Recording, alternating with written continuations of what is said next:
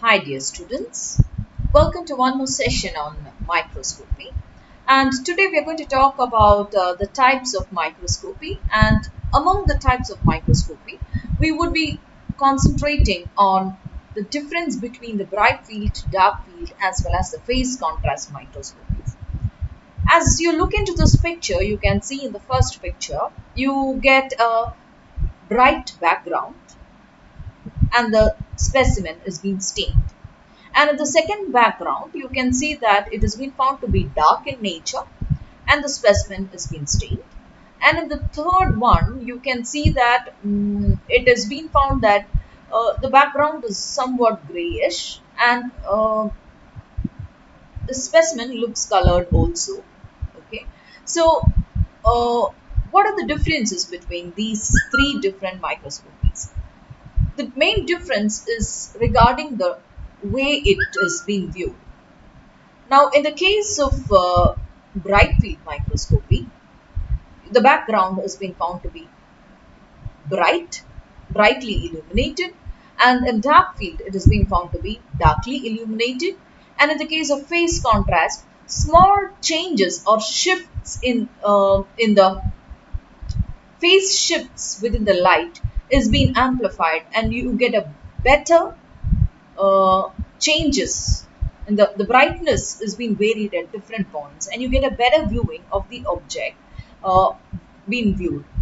So the same specimen here, now in this it's the same glass slide which has been viewed under three different situations.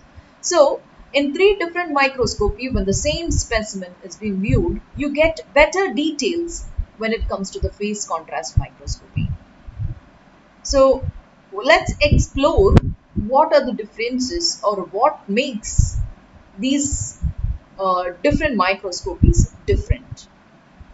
Now this is another view of the bright field microscopy, and you can see when it comes to phase contrast microscopy, it has been found to be different variations of brightness is being viewed in the object. So let's move on. Now, in bright field microscopy, it is the most simplest technique which we use in almost all the illumination based technique in most of the optical microscopes. And here the sample is being illuminated and the light is being transmitted, and the transmitted white light is transmitted through the specimen, and a contrast in the sample is caused by the absorbance of transmitted light in the denser areas of the sample. So within the sample itself, there would be different areas. Some will be more denser, some will be less denser. So based upon the absorbance of the light which is being absorbed by different areas, different dense areas of the sample, we view the specimen under the microscope. Or the basic theory or the basic principle behind a bright field microscopy is that the background will be brightly illuminated and the object will be found to be not brightly illuminated. Of course, it will take up the stain and we view it. It doesn't mean that you always to stain it also, because you can view it without staining also. But when you stain the specimen and you view it, you get a better contrast. That's why we stain it. Now coming to dark field microscopy. Dark field microscopy, it is also known as a dark ground microscopy also. Dark ground or dark field, that is both are the synonyms which can be used for dark field microscopy. And here the field around the specimen has been found to be generally dark. Now coming to the next one, the phase contrast microscopy. This is an optical microscope technique that converts phase shifts in the light passing through the transparent specimen to brightness changes in the images. So when the specimen is being passed through, when the light is being passed through a specimen, transparent specimen, there would be some phase shifts in the light. We will be dealing about what are phase shifts and what are the basic details of phase contrast microscopy as a second part. But I'll just explain, I'm just giving you an idea that what are the different types of microscopy right now. So these phase shifts are quite invisible, but they become visible when they have been converted as brightness variations. In a normal eye, using a normal eye, when we view something like that, you cannot see the phase shifts which have been happening at different parts of the specimen. But using some techniques which have been provided in the phase contrast microscope, which we will be explaining, these phase shifts or these invisible phase shifts will be converted into visible brightness variations, and we get a better image using a phase contrast microscopy. Now, we can see that though we view specimens by staining them, the some microscopies like the dark field microscopy, phase contrast microscopy, and the differential interference contrast microscopy can also be used for living unstained specimens. It doesn't mean that they are only used for living unstained specimens. They can be used also for living unstained specimens also. So the advantage of viewing living organisms is being possible using dark field microscopy, phase contrast microscopy, as well as the differential interference contrast microscopy. So you do not keep in your mind that the dark field microscopy is only used for living unstained specimens. You can view it. You can also view the stained specimens, but the living unstained specimens can also be viewed by the dark field microscopy based techniques. So let's move on to dark field microscopy in this session. So dark field microscopy, as I told you earlier, it will help us to view living unstained cells as well as organisms, and it usually this microscope, it creates a contrast between the object and the surrounding field such that the background is being found to be dark and the object will be found to be bright. The objective and the ocular lenses are used in the dark ground microscope are the same as the ordinary light microscope, but you can see that a special condenser is being used which prevents the transmitted light from directly illuminating the specimen. Instead of directly falling onto the specimen, you can see that a hollow cone of light is being focused onto the specimen in such a way that the unreflected and the unrefracted rays do not enter the objective. So only those light which has been reflected and refracted by the specimen forms the image. So in the background, see, the background light is mainly being caused by the unreflected and the unrefracted rays. So by using a specialized condenser, we only allow a hollow cone of light to fall on the specimen, and since the unreflected and the unrefracted rays do not enter into the objective, what will happen? The background will be found to be dark in nature, and all those light which has been reflected or refracted by the specimen will form the particular image.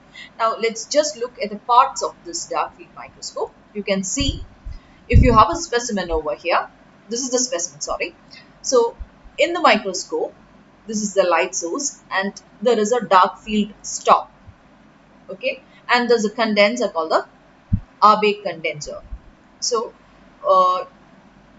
the condenser, it produces a hollow cone of light so that only the light entering the object comes from the specimen. So only those lights, so you can look here from the specimen, the light which has been coming from the specimen, only that is the one which is entering into the objective, and all those unreflected and the unrefracted rays from the background, okay, that does not enter into the objective. So what happens? The background will be found to be what?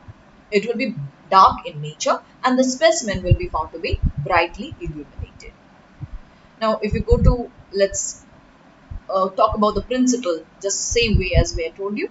It is arranged so that the light source is blocked off and causing the light to scatter as it hits the specimen. And it is ideal for making objects with refractive values similar to the background appear bright against a dark background. And when light hits an object, the rays are scattered in all directions. And the design of the dark field microscope is in such a way that it removes the dispersed light of the zeroth order so that only the scattered beams hit the sample. Of the unreflected and the unrefracted rays are not going. Only the ones which have been reflected or the refracted by the specimen will enter into the objective. And the introduction of the condenser will stop the stage below the stage, will ensure that these light rays will hit the specimen at different angles rather than a direct light source above the or below the object. And the result is that a cone of light where the rays are being diffracted, reflected, or refracted off the object, ultimately allowing the individual to view a specimen in a dark field. If you're getting confused with this portion, you can just talk about this. I think it's clear to you. And you can see that this microscopic technique can be used in various purposes. Now, in the case of Treponema pallidum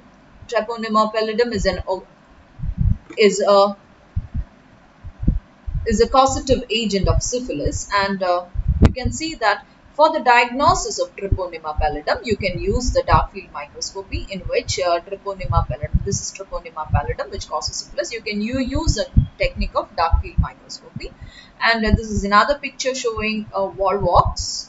Volvox is a colonial, it's a colony, and you can see that daughter colonies can be viewed in this colony. So the dark field microscopy has got many more purposes, like for the demonstration of very thin bacteria not visible under ordinary illumination. For that, you can use dark field microscopy. And as I told you, for the rapid demonstration of Treponema pallidum, and sometimes you can use this technique also to view the motility of the flagellated bacteria and protozoa, and various marine organisms like algae, plankton, diatoms, insects, hairs, fibers, yeast, and protozoa. These all can be viewed under the dark field microscopic technique. So mainly you are controlling the amount of the light which is being entering into the objective lens. And it is also being useful in examining external details such as the outline, edges, grain, boundaries, surface defects, rather than all the surface features are being better viewed by the help of the dark field microscopy rather than the inside or the internal details. Now, what are the advantages of this? The high resolution of dark ground microscopy, which has been found to be 0.02 micron, allows for the easy detection of thin and extremely fragile bacteria as compared to the ordinary light microscope. Now, might be sometimes when you are viewing through a light microscope, you will have to heat fix it or you have to stain it. So such fragile bacteria might be, sometimes it can be lost and all that. So for the early detection of these thin and extremely fragile bacteria, we can use dark field microscopy, and as we saw, Treponema is one such example. And it is a very simple yet effective technique, and it is well studied for uses involving live and unstained biological specimens, such as smear from a tissue culture or individual, waterborne single-celled organisms also. And considering the simplicity of the setup, the quality of the images obtained from this technique has also been found to be impressive. And these techniques are almost entirely free of artifacts due to the nature of the process, because you don't have much of, you can use them even without staining, and the natural external morphology of the microorganism can be viewed.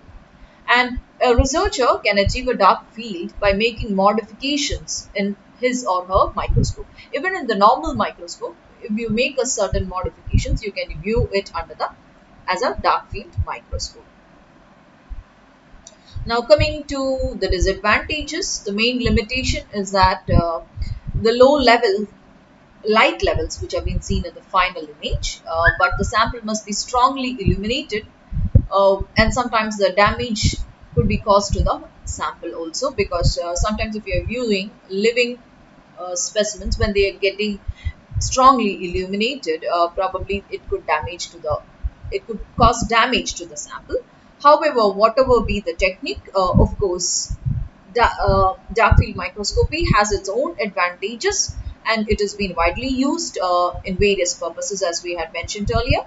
Hope so you are clear with it. We will be continuing with the next session. In the next session, the phase contrast microscopy as a continuation. Thank you for now, and watch the next video of phase contrast microscopy coming after. Thank you.